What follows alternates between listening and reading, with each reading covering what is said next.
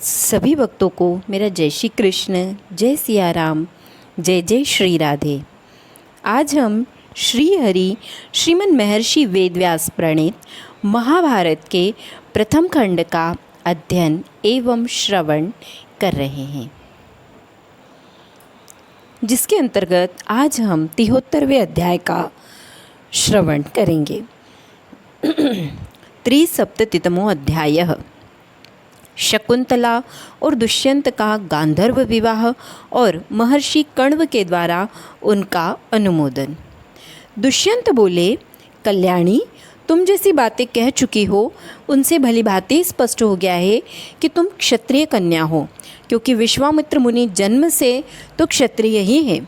सुश्रोणी, मेरी पत्नी बन जाओ। बोलो, मैं तुम्हारी प्रसन्नता के लिए क्या करूं? सोने के हार,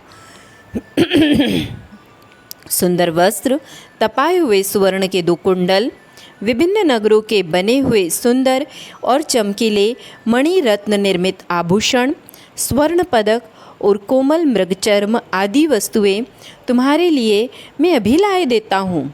शोभने, अधिक क्या कहूँ, मेरा सारा राज्य आज से तुम्हारा हो जाए, तुम मेरी महारानी बन जाओ। भीरू सुंदरी गांधर्व विवाह के द्वारा मुझे अंगीकार करो। रंभोरु विवाहों में गांधर्व विवाह श्रेष्ठ कहलाता है। शकुंतला ने कहा, राजन, मेरे पिता कण्व फल लाने के लिए इस आश्रम से बाहर गए हैं। 2 घड़ी प्रतीक्षा कीजिए, वे ही मुझे आपको समर्पित करेंगे। महाराज, पिता ही मेरे प्रभु हैं, उन्हें ही मैं सदा अपना सर्वोत्कृष्ट देवता मानती हूँ। पिताजी मुझे जिसको सौंप देंगे वही मेरा पति होगा।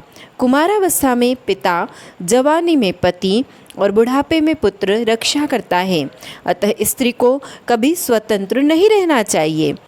धर्मिष्ठ राजेंद्र, मैं अपने तपस्वी पिता की अवहेलना करके अधर्मपूर्वक पति का वरण कैसे कर सकती हूँ? दुष्यंत बोले, सुंदरी, ऐसा न कहो, तपोराशि महात्मा कण्व बड़े ही दयालु हैं। शकुंतला ने कहा, राजन, ब्राह्मण क्रोध के द्वारा ही प्रहार करते हैं, वे हाथ में लोहे का हथियार नहीं धारण करते।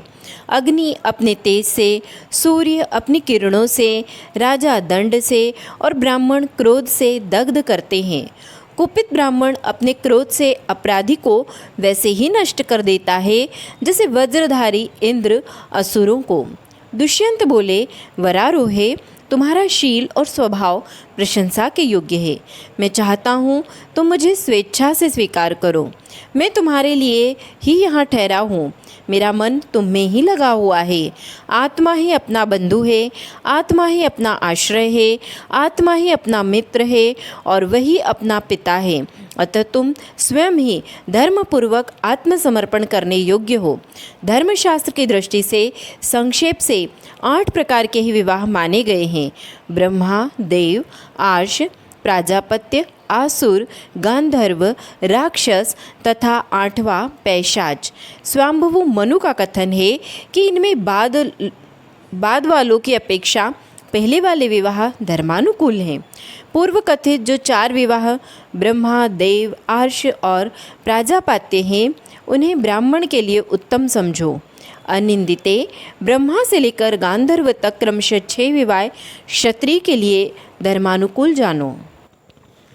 पूर्व कथित जो 4 विवाह ब्रह्म, देव, आर्ष तथा प्राजापत्य हैं, उन्हें ब्राह्मणों के लिए उत्तम समझो। अनिंदिते, ब्रह्मा से लेकर गांधर्व तक क्रमशः 6 विवाह क्षत्रिय के लिए धर्मानुकूल जानो। राजाओं के लिए तो राक्षस विवाह का भी विधान है। वैश्यों और शूद्रों में आसुर विवाह ग्राह्य माना गया है। अंतिम 5 विवाहों में 3 तो धर्म सम्मत है और 2 अधर्म रूप माने गए हैं। पैशाच और आसुर विवाह कदापि करने योग्य नहीं है। इस विधि के अनुसार विवाह करना चाहिए, यह धर्म का मार्ग बताया गया है। गंधर्व और राक्षस दोनों विवाह क्षत्रिय जाति के लिए धर्मानुकूल ही है, अतः उनके विषय में तुम्हें संदेह नहीं करना चाहिए। वे दोनों विवाह परस्पर मिले हों या पृथक पृथक हों, क्षत्रिय के लिए करने योग्य ही हैं, इसमें संशय नहीं है। अतः सुंदरी, मैं तुम्हें पाने के लिए इच्छुक हूँ। तुम भी मुझे पाने की इच्छा रखकर गांधर्व विवाह के द्वारा मेरी पत्नी बन जाओ। शकुंतला ने कहा, पौरव श्रेष्ठ, यदि यह गांधर्व विवाह धर्म का मार्ग है, यदि आत्मा स्वयं ही अपना दान करने में समर्थ है, तो इसके लिए मैं तैयार हूँ। किंतु प्रभु, मेरी एक शर्त है, उसे सुन लीजिए और उसका पालन करने के लिए मुझे सच्ची प्रतिज्ञा कीजिए। वह शर्त क्या है, यह मैं एकांत में आपसे कह रही हूँ। महाराज दुष्यंत, मेरे गर्भ से आपके द्वारा जो पुत्र उत्पन्न हो वही आपके बाद युवराज हो, ऐसी मेरी इच्छा है। यह मैं आपसे सत्य कहती हूँ। यदि यह शर्त इसी रूप में आपको स्वीकार हो तो आपके साथ मेरा समागम हो सकता है।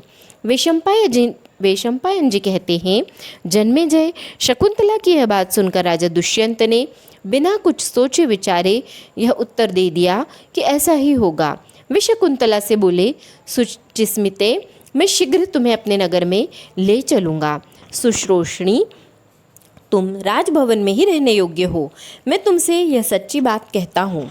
ऐसा कहकर राजर्षि दुष्यंत ने अनिंद्यगामिनी शकुंतला का विधिपूर्वक पाणी ग्रहण किया और उसके साथ एकांतवास किया। फिर उसे विश्वास दिलाकर वहाँ से विदा हुई। जाते समय उन्होंने बार बार कहा, पवित्र मुस्कान वाली सुंदरी, मैं तुम्हारे लिए चतुरंगिणी सेना भेजूंगा और उसी के साथ अपने राजभवन में बुलवाऊंगा। अनिंद्यगामिनी शकुंतला से ऐसा कहकर राजर्षि दुष्यंत ने उसे अपनी भुजाओं में भर लिया और उसकी ओर मुस्कुराते हुए देखा। देवी शकुंतला राजा की परिक्रमा करके खड़ी थी। उस समय उन्होंने उसे हृदय से लगा लिया। शकुंतला के मुख पर आंसुओं की धारा बह चली और वह नरेश के चरणों में गिर पड़ी।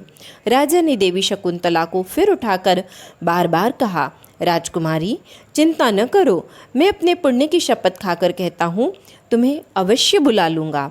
वैशंपायन जी कहते हैं, जन्मेजय, इस प्रकार शकुंतला से प्रतिज्ञा करके नरेश्वर राजा दुष्यंत आश्रम से चल दिए। उनके मन में महर्षि कण्व की ओर से बड़ी चिंता थी कि तपस्वी भगवान कण्व यह सब सुनकर न जाने क्या कर बैठेंगे। इस तरह चिंता करते हुए ही राजा ने अपने नगर में प्रवेश किया। उनके गए 2 ही घड़ी बीती थी कि महर्षि कण्व भी आश्रम पर आ गए, परंतु शकुंतला लज्जावश पहले के समान पिता के समीप नहीं गई। तत्पश्चात वह डरती हुई ब्रह्मर्षि के निकट धीरे धीरे गई। फिर उसने उनके लिए आसन लेकर बिछाया। शकुंतला इतनी लज्जित हो गई थी कि महर्षि से कोई बात तक न कर सकी। भरत श्रेष्ठ, वह अपने धर्म से गिर जाने के कारण भयभीत हो रही थी। जो कुछ समय पहले तक स्वाधीन ब्रह्मचारिणी थी, वही उस समय अपना दोष देखने के कारण घबरा गई थी। शकुंतला को लज्जा में डूबी हुई देख महर्षि कण्व ने उससे कहा। कण्व बोले, बेटी, तू सलज्ज रहकर ही दीर्घायु होगी। अब पहले जैसी चपल न रह सकेगी। शुभे, सारी बातें स्पष्ट बता, भय न कर। वैशंपायन जी कहते हैं, राजन, पवित्र मुस्कान वाली वह सुंदरी अत्यंत सदाचारिणी थी, तो भी अपने व्यवहार से लज्जा का अनुभव करती हुई महर्षि कण्व से बड़ी कठिनाई के साथ गदगद कंठ होकर बोली। शकुंतला बोली, तात, इलिल कुमार महाराज दुष्यंत इस वन में आए थे। देवयोग से इस आश्रम पर भी उनका आगमन हुआ और मैंने उन्हें अपना पति स्वीकार कर लिया। पिताजी, आप उन पर प्रसन्न हो। वे महायशस्वी नरेश अब मेरे स्वामी हैं। इसके बाद का सारा वृत्तांत आप दिव्य ज्ञान दृष्टि से देख सकते हैं। क्षत्रिय कुल को अभयदान देकर उन पर कृपा दृष्टि करें। महातपस्वी भगवान कण्व दिव्य ज्ञान से संपन्न थे। वे दिव्य दृष्टि से देखकर शकुंतला की तात्कालिक अवस्था को जान गए, अतः प्रसन्न होकर बोले, भद्रे, आज तुमने मेरी अवहेलना करके जो एकांत में किसी पुरुष के साथ संबंध स्थापित किया है, वह तुम्हारे धर्म का नाशक नहीं है। क्षत्रिय के लिए गांधर्व विवाह श्रेष्ठ कहा गया है। स्त्री और पुरुष दोनों एक दूसरे को चाहते हों, उस दिशा में उन दोनों का एकांत में जो मंत्रहीन संबंध स्थापित होता है, उसे गांधर्व विवाह कहा गया है। शकुंतले, महात्मा दुष्यंत धर्मात्मा उस श्रेष्ठ पुरुष हैं। वे तुम्हें चाहते थे, तुमने योग्य पति के साथ संबंध स्थापित किया है, इसलिए लोक में तुम्हारे गर्भ से एक महाबली और महात्मा पुत्र उत्पन्न होगा, जो समुद्र से घिरी हुई इस समूची पृथ्वी का उपभोग करेगा। शत्रुओं पर आक्रमण करने वाले उस महामना चक्रवर्ती नरेश की सेना सदा अप्रतिहत होगी। उसकी गति को कोई रोक नहीं सकेगा। तदंतर शकुंतला ने उनके लाए हुए फल के भार को लेकर यथास्थान रख दिया। फिर उनके दोनों पैर धोए तथा जब वे भोजन और विश्राम कर चुके तब वो मुनि से इस प्रकार बोली। शकुंतला ने कहा, भगवन, मैंने पुरुषों में श्रेष्ठ राजा दुष्यंत का पति रूप में वरण किया है, अतः मंत्रियों सहित उन नरेश पर आपको कृपा करनी चाहिए। कण्व बोले, उत्तम वर्ण वाली पुत्री, मैं तुम्हारे भले के लिए राजा दुष्यंत पर भी प्रसन्न ही हूँ। शुचिस्मिते, अब तक तेरे बहुत से ऋतु व्यर्थ बीत गए थे हैं, इस बार यह सार्थक हुआ है। अनघे, तुम्हें पाप नहीं लगेगा।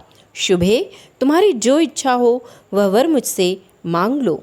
विषमपायन जी कहते हैं, जन्मेजय, जब शकुंतला ने दुष्यंत के हित की इच्छा से यह वर मांगा कि पुरुवंशी नरेश सदा धर्म में स्थिर रहें और वे कभी राज्य से भ्रष्ट न हो, उस समय धर्मात्माओं में श्रेष्ठ कण्व ने उससे कहा, एवमस्तु, ऐसा ही हो।